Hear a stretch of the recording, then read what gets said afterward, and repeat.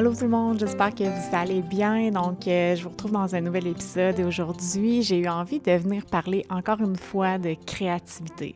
C'est un sujet que j'adore aborder parce que c'est vraiment, entre autres, quelque chose avec quoi j'ai eu vraiment un défi, quelque chose qui n'a pas été facile pour moi de vraiment réaccéder à ma créativité après avoir eu l'impression pendant un long moment que j'avais plus de jus de créatif, que j'étais plus passionnée, j'avais vraiment de la difficulté à me motiver, à créer du contenu, puis à le faire de façon plus régulière.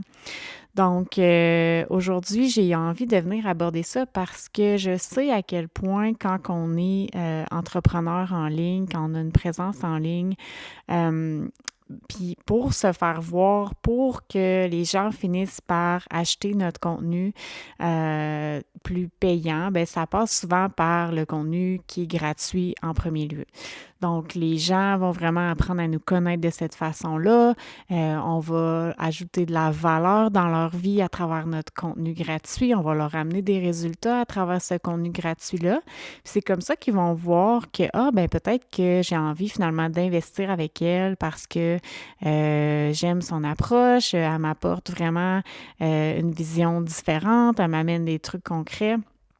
Donc, etc.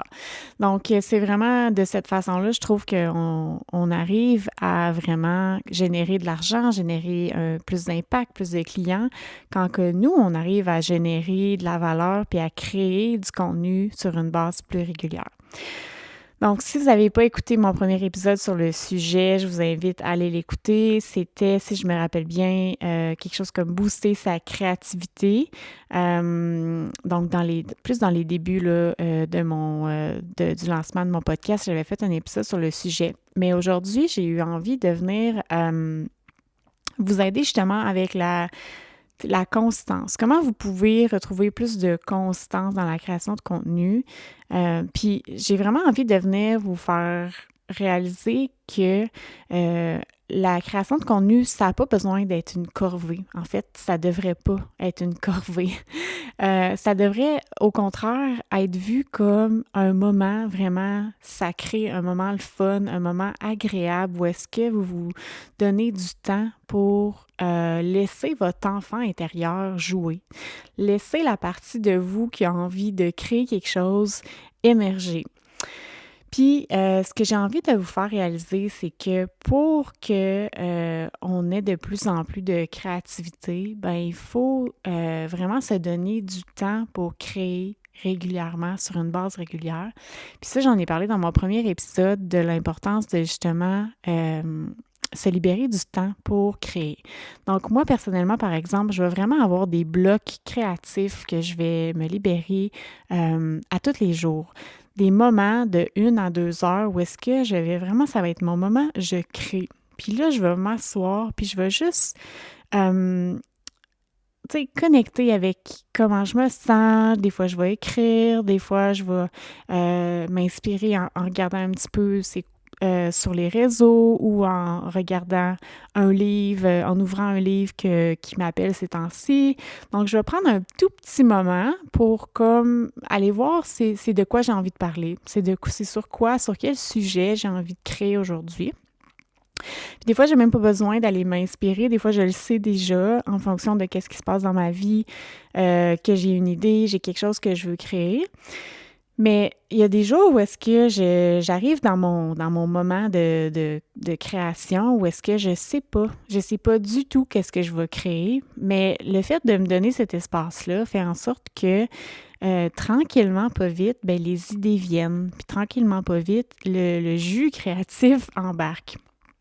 Puis je trouve ça vraiment important de réaliser ça parce que moi, pendant longtemps, j'avais pas compris que justement il fallait que en quelque sorte, que je me discipline, entre parenthèses, dans le sens où est-ce que je prenne une décision de dire, OK, je vais vraiment allouer du temps spécifiquement pour ma créativité, pour créer, puis pour vraiment me laisser l'espace pour ça. Parce que, tu sais, on entend souvent parler comment est-ce qu'un enfant, quand un enfant, ça s'ennuie, quand ça ne sait pas trop quoi faire, ben, c'est correct de le laisser s'ennuyer. C'est correct de le laisser justement se poser la question, je sais pas trop qu'est-ce que j'ai envie de faire, je sais pas trop à quoi j'ai envie de jouer. Je me rappelle quand j'étais petite, me semble, j'allais tout le temps voir mes parents. Je sais pas quoi faire, je sais pas à quoi jouer. Mes parents, ils me renvoyaient tout le temps. Puis je finissais tout le temps par trouver quelque chose après un certain temps. Je pense que même, je veux pas lancer n'importe quel chiffre, mais je me rappelle d'avoir lu quelque part. Là, je sais que c'est un petit peu subjectif mon affaire, mais il me semble que c'était comme un 45 minutes. Tu sais, se laisser au moins un 45 minutes à s'ennuyer avant que la créativité puis les idées embarquent. Fait que c'est pour ça que moi, je me laisse tout le temps un bon 2 heures pour vraiment que ça émerge tranquillement. Puis, bref, c'est ça. C'est juste l'idée de se rappeler que c'est normal de pas tout le temps être inspiré. On dirait qu'on a l'impression qu'il faudrait tout le temps se mettre la pression que l'inspiration soit là, puis quand l'inspiration est pas là, ben on crée pas. Mais en fait, il faut, comme je trouve que c'est bien, je dis pas il faut, j'aime pas ça dire il faut, mais c'est une bonne idée, puis moi, ça m'a vraiment aidé personnellement de vraiment comme créer un espace pour ça, puis vraiment allouer du temps spécifiquement pour ça.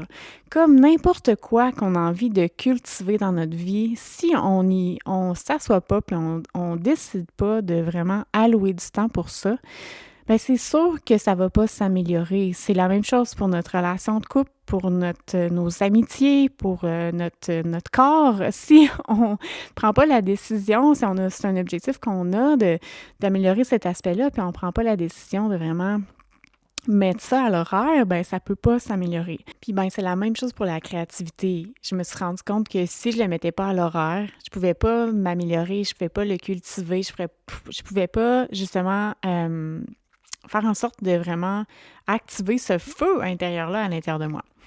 Puis, j'ai vraiment envie aussi de vous partager aujourd'hui comment est-ce que à un moment donné, j'ai comme shifté aussi ma façon de voir la création de contenu parce que pour moi, le marketing, tout ce qui était comme essayer de vendre mes services, c'était vraiment lourd. Je trouvais ça vraiment tough, je trouvais ça pénible.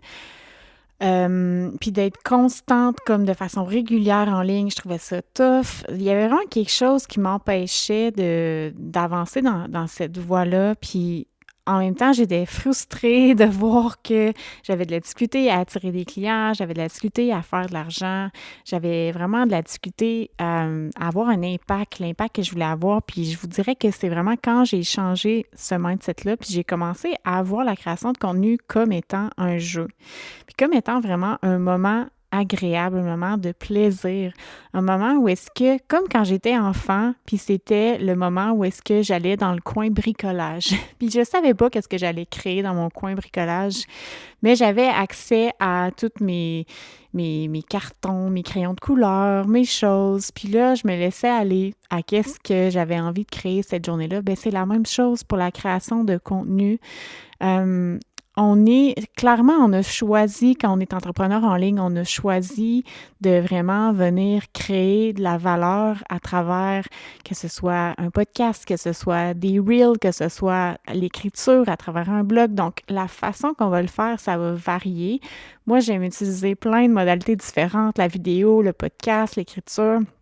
C'est à vous de voir qu'est-ce que vous aimez le plus. Mais je pense que ça fait vraiment une différence quand on arrête de voir la création de contenu comme une corvée. Il faut que je crée du contenu de façon régulière si je veux avoir des clientes. Puis vraiment voir ça comme un moment agréable, un jeu. Puis vraiment un moment où est-ce qu'on laisse de la place à notre enfant intérieur de s'exprimer, de la façon qu'il a envie de s'exprimer à travers notre créativité. Donc, ça, c'est vraiment quelque chose qui, moi, a fait une différence énorme quand j'ai arrêté de me dire qu'il fallait que je crée du contenu, puis que j'ai vraiment changé ça, puis en disant, hey, qu'est-ce que j'ai envie de créer aujourd'hui? Qu'est-ce qui serait le fun? Sur quoi j'ai envie de partager? J'ai tellement de sujets qui me passionnent, qui m'animent, qui m'emballent. Je peux partager sur plein de choses. C'est juste de choisir qu'est-ce que j'ai envie de parler, de quoi j'ai envie de parler aujourd'hui. Puis après ça, la façon que je le fais, Ça va vraiment varier aussi, tu sais. Il y a des moments où est-ce que je vais sentir que j'ai plus envie d'y aller de façon spontanée. J'ai pas envie de me préparer comme vraiment un ordre, des idées ou des points ou de vraiment structurer la façon que je vais vous partager le contenu comme aujourd'hui. Ça en est une vraiment spontanée. Puis des fois, je vais au contraire sentir que j'ai plus envie d'avoir une structure, puis c'est bien parfait. Ça dépend souvent, je pense vraiment de quelle période du mois je suis. On dirait que quand je suis plus vers la fin du mois, j'ai plus tendance à être dans la planification, la structure et tout ça. Puis quand je suis justement plus dans les périodes comme, je sais pas moi, au début du mois, où est-ce que je suis comme plus dans le flow, dans la lenteur, j'ai plus envie de justement me laisser inspirer de façon spontanée. Donc, voilà, c'est ce que j'avais envie de venir vous partager aujourd'hui sur le sujet de la créativité parce que je vois beaucoup trop de femmes qui ont tellement un potentiel incroyable puis qui sont bloquées au niveau de leur créativité, puis qui ne créent pas, en ligne parce premièrement, ils se posent la question: «Je sais pas quoi créer», puis ils attendent que l'inspiration vienne, puis ils voient ça comme une corvée au lieu de dire: «Hey, ça va être le fun, c'est un moment agréable, c'est un moment de créativité, c'est un moment où est-ce que je connecte avec mon enfant intérieur, que je m'exprime sur un sujet, puis c'est de cette façon-là que je vais créer de la valeur pour ma communauté». Puis tout ça aussi, quand c'est fait d'une énergie où est-ce qu'on est dans le plaisir, ça a un impact tellement différent que quand on est dans les «il faut» ou «je devrais», ça se ressent à l'autre bout, c'est certain. Alors voilà, c'est ce qui conclut l'épisode d'aujourd'hui. J'espère que ça vous a plu. Et pour terminer, je voulais vous parler de ma nouvelle offre de coaching, le Pocket Coaching. Je suis tellement excitée par le nom de cette offre-là. J'ai eu cette idée-là, en fait, parce que à travers mes coachings plus longs avec mes clientes, j'offre aussi du soutien par messagerie vocale. Et puis, je me suis rendu compte à quel point c'était puissant, ce coaching-là, de façon à travers les échanges de messages vocaux. Et j'ai eu envie de juste extraire cette partie-là, puis vraiment de vous l'offrir dans une offre distincte. Donc, le Pocket Coaching, c'est le concept, dans le fond, d'avoir une alliée dans votre poche à portée de main, où est-ce que vous pouvez vraiment vous poser toutes les questions qui vous viennent en tête quand vous vivez des blocages, quand vous avez des questionnements, quand vous avez envie d'avoir quelqu'un qui vous aide à passer à l'action, quelqu'un qui vous écoute à travers vos défis, à travers vos questionnements. Bien, vous avez accès dans votre poche à cette coach-là qui est moi. Donc, c'est l'offre que j'avais envie de créer. C'est un coaching qui s'étale sur une semaine intensive, donc 7 jours. Tous les détails sont sur mon site web si vous avez envie d'en savoir plus. Je suis vraiment excitée par cette offre-là, puis en plus, le prix est juste incroyable. Donc, merci d'avoir été à l'écoute. Je vous souhaite une super de belle semaine. J'espère que vous avez eu la chance de profiter du beau temps aujourd'hui et on se revoit dans un prochain épisode. Bye tout le monde!